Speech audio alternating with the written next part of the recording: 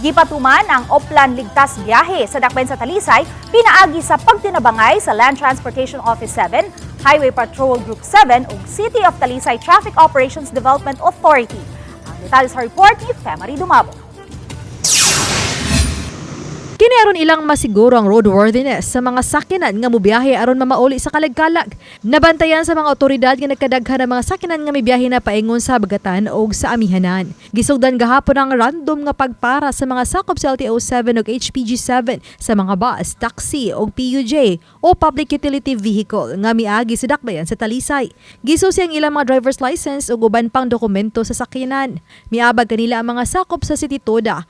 Mato ni Joy Tumulak, hepe sa City Toda, nga gisusi usab ang brake, suga ug uban pang bahin sa sakyanan aron masiguro nga luwas ang biyahe sa mga pasahero. Kanang mga overloading ng mga sakyanan.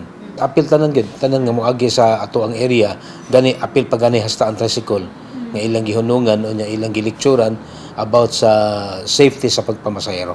Pero so far wala ra yung mga nakitang violators. So far hinuon ba sa pagkakaroon wa mi nadawat nga report nga doon na sila nadakpan.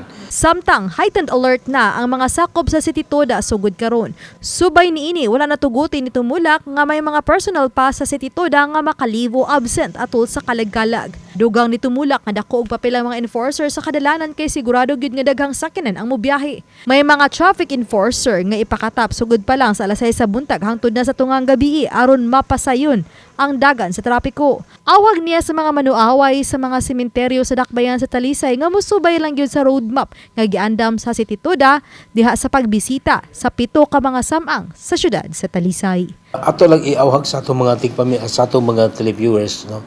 Labi na gyud sa mga moduaw sa mga sementeryo nga doon natin i-designate nga mga parking area, ila gining sundon aron paglikay sa atong mga obstruction sa atong mga kadalanan.